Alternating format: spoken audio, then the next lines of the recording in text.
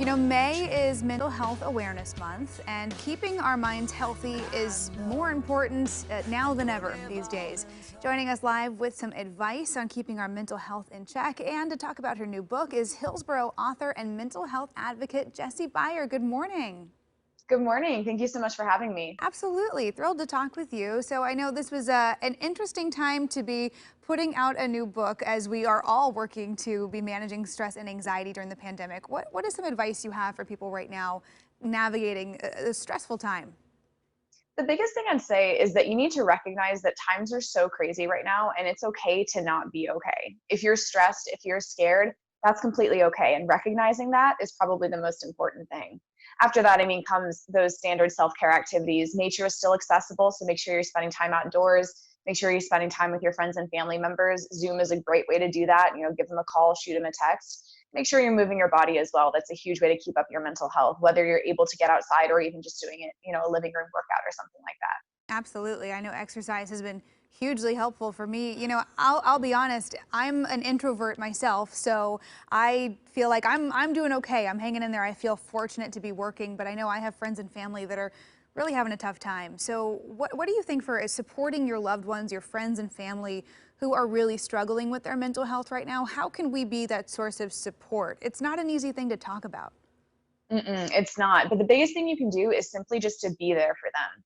I think when a lot of people start to support someone who's struggling with their mental health, they think that they have to fix them or that they have to solve the problem. Everyone wants to help and we just go into fixer mode. So recognizing that your friend or family member just needs to know that they're loved and that their emotions are completely valid right now. That's the biggest thing you can do to support them, as opposed to, again, trying to fix them or trying to force them to talk or do something that they're not ready to do. Yeah, always hard to fight that urge to be the fixer. I know how that goes. Now, I know you're out with this new book, How to Heal, a practical guide to 9 natural therapies you can use to release your trauma. What are you finding in the response to this book right now? Is it a particular time where people are really choosing to work on themselves and try to work through some of those things that maybe aren't even related to the pandemic? I think yes, absolutely. I think one of the biggest things that's going to come out of this pandemic is people recognizing that mental health is a priority. So, as much as it's horrible that there's a global pandemic happening, I don't know if I could have picked a better time for this book to come out with everything that's going on. Yeah, what are some of the strategies that you cover in there? Give people a preview, if you will. Absolutely. I talk about things like equine assisted therapy, ecotherapy, craniosacral therapy, EMDR. I won't go into detail about all of them because that would take up way more time than we have. But there's a lot of great therapies in there for trauma that are not just talk therapy, other options that people have. Oh, absolutely. Ecotherapy, something I think we are very fortunate to have a lot of opportunity for here in the Northwest. It is such an important time, I think, to be putting a spotlight on mental health. I know May is Mental Health Awareness Month. Also happens to be Military Appreciation Month. And I know you're doing something really interesting to kind of put both together.